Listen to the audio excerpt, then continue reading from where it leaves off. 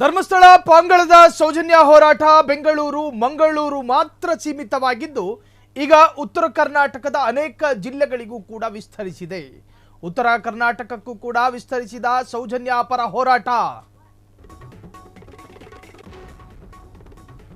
ಉತ್ತರ ಕರ್ನಾಟಕಕ್ಕೂ ವಿಸ್ತರಿಸಿದ ಸೌಜನ್ಯ ಪರ ಹೋರಾಟ. ಏಕಕಾಲಕ್ಕೆ 4 ಜಿಲ್ಲೆಗಳಲ್ಲಿ ನ್ಯಾಯಕ್ಕಾಗಿ ಜನಾಗ್ರಹ ದಿನ.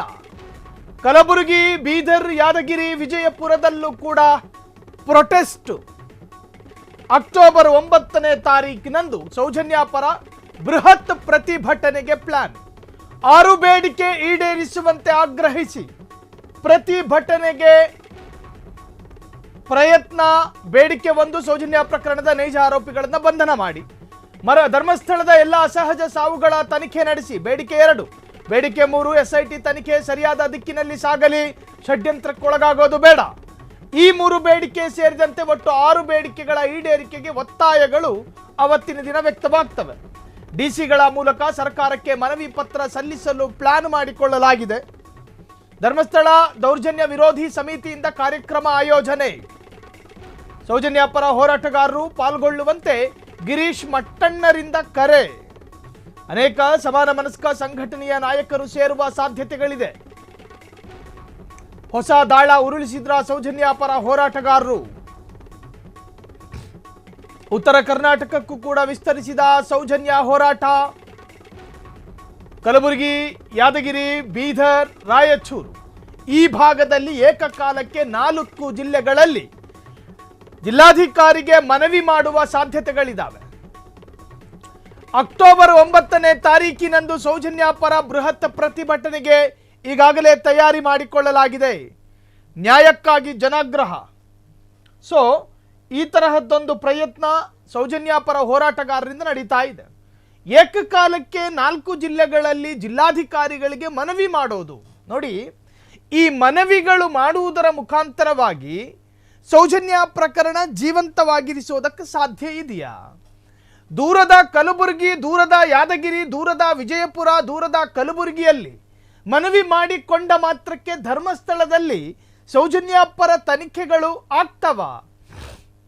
ಗೃಹ ಇಲಾಖೆ ಕಾನೂನಾತ್ಮಕವಾಗಿ ಮುಚ್ಚಿ ಹೋದ ಪ್ರಕರಣ ಇದು ಅಂತ ಹೇಳುವಾಗ ಜಿಲ್ಲಾಧಿಕಾರಿಗಳಿಗೆ ಮನವಿ ಮಾಡಿಕೊಡುವುದರ ಮುಖಾಂತರವಾಗಿ ಬಂದ್ ಮಾಡಲ್ಪಟ್ಟ ಬಾಗಿಲು ತೆರೆಯೋದಕ್ಕೆ ಸಾಧ್ಯನಾ? ಈ ಎಲ್ಲ ಪ್ರಶ್ನೆಗಳು ಕೇಳಲ್ಪಡ್ತವೆ. ಹಾಗಿದ್ರೂ ಕೂಡ ಈ ಒಂದು ನಿಯೋಗ ಅಥವಾ ಈ ಒಂದು ಸಮಿತಿ ಅಥವಾ ಈ ಒಂದು ಸಂಘಟನೆ ಯಾಕೆ ಸದಾಕಾಲ ಸೌಜನ್ಯ ಪ್ರಕರಣವನ್ನ ಜೀವಂತವಾಗಿಡಿಸೋದಕ್ಕೆ ಪ್ರಯತ್ನ ಪಡ್ತವೆ?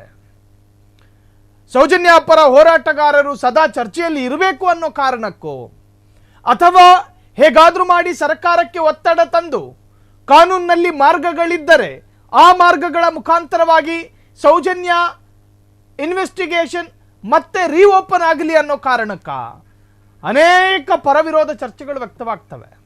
ಏಕಕಾಲಕ್ಕೆ ಬೆಳಿಗ್ಗೆ 11:30ಕ್ಕೆ ನಾವು ರಿವೀಲ್ ಮಾಡಿದಂತಹ ಜಿಲ್ಲೆಗಳಲ್ಲಿ ಅಲ್ಲಿನ ಜಿಲ್ಲಾಧಿಕಾರಿಗಳಿಗೆ ಮನವಿ ಪತ್ರವನ್ನು ಕೊಡಲಾಗುತ್ತೆ. ಹಾಗಾದ್ರೆ ಆ ಮನವಿ ಪತ್ರದಲ್ಲಿರ್ತಕ್ಕಂತಹ 4 ಪ್ರಮುಖ ಬೇಡಿಕೆಗಳೇನು? ಆ 4 ಪ್ರಮುಖ ಬೇಡಿಕೆಗಳು, 6 ಬೇಡಿಕೆಗಳಿದಾವೆ. ಅದರಲ್ಲಿ 4 ಬೇಡಿಕೆ ಅತ್ಯಂತ ಪ್ರಮುಖ ಬೇಡಿಕೆ ಅಂತ ಕರೆಸಿಕೊಳ್ಳುತ್ತೆ. 1, ಸೌಜನ್ಯ ಪ್ರಕರಣದ ನೈಜ ಅಪರಾಧಿಗಳ ಬಂಧನ ಆಗಬೇಕು.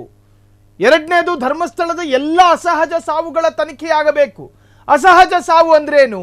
UDR ಮಾಡದೇ ಇರತಕ್ಕಂತಹ ಅನೇಕ ಅಸಹಜ, ಒಂದು ಆತ್ಮಹತ್ಯೆ ಮಾಡಿಕೊಂಡು ಸಾವನ್ನಪ್ಪಿರುವಂತಹದ್ದು, ಅಥವಾ ಲೈಂಗಿಕ ಕಿರುಕುಳ, ಲೈಂಗಿಕ ದೌರ್ಜನ್ಯಕ್ಕೊಳಗಾಗಿ ಸಾವನ್ನಪ್ಪಿರುವಂತಹದ್ದು, ಶವ ಸಿಕ್ಕ ಸ್ಥಳದಲ್ಲಿ ಅನುಮಾನಾಸ್ಪದವಾದಂತಹ ವಿಚಿತ್ರ ರೂಪದಿಂದ ಸಾವನ್ನಪ್ಪಿರುವಂತಹದ್ದು, ಇವೆಲ್ಲವೂ ಕೂಡ ಅಸಹಜ ಸಾವು, ಅನ್ಯಾಚುರಲ್ ಡೆತ್ ಅಂತ ಕರೆಸಿಕೊಳ್ಳುತ್ತೆ.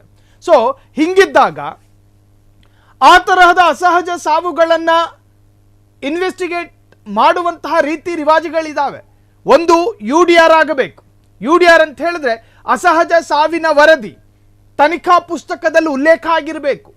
ಇಂತಿಂಥ ದಿವಸ, ಇಂತಿಂತಹ ವಸ್ತ್ರ ಧರಿಸಿದ, ಇಂತಿಂತಹ ಸ್ಥಿತಿಯಲ್ಲಿ, ಇಂತಿಂತಹ ಪಾದರಕ್ಷೆ ಇದ್ದ, ಒಂದು ಶವ ಪತ್ತೆಯಾಗಿದೆ, ಇಷ್ಟು ಗಂಟೆಗೆ ಈ ಶವ ಪತ್ತೆಯಾಗಿದ್ದು ವಾರಿಸುದಾರರು ಇಲ್ಲದೇ ಇರತಕ್ಕಂತಹ ಕಾರಣ 7 ದಿವಸಗಳ ಕಾಲ ಮೋರ್ಚರ್ನಲ್ಲಿ ಇಡಲಾಗಿದೆ.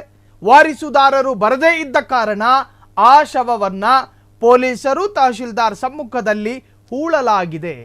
ಇದು UDR ಪುಸ್ತಕದಲ್ಲಿ ಇವೆಲ್ಲವೂ ಕೂಡ ಉಲ್ಲೇಖ ಆಗಿರಬೇಕು. ಈ ತರಹದ ಯಾವುದೇ ನಿಯಮಗಳು ಪಾಲನೆಯಾಗದೆ ಅನಾಥ ಶವ ಅಂತ ಹೇಳಿ ಹೂತಿರುವ ಅಷ್ಟು ಶವಗಳ ಬಗ್ಗೆ ತನಿಖೆಯಾಗಬೇಕು. ಇವೆಲ್ಲವೂ ಕೂಡ ಸೌಜನ್ಯ ಪರ ಹೋರಾಟಗಾರರ ಮನವಿಯಾಗಿದೆ.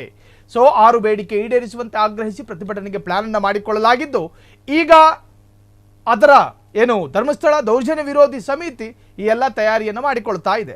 ಇನ್ನು 9ನೇ ತಾರೀಕು ಬೆಳಿಗ್ಗೆ 11:30ಕ್ಕೆ ಏಕಕಾಲಕ್ಕೆ 4 ಜಿಲ್ಲೆಗಳಲ್ಲೂ ಕೂಡ ಜಿಲ್ಲಾಧಿಕಾರಿಗಳಿಗೆ ಮನವಿ ಸಲ್ಲಿಸುವ ಸಾಧ್ಯತೆಗಳಿದ್ದಾವೆ.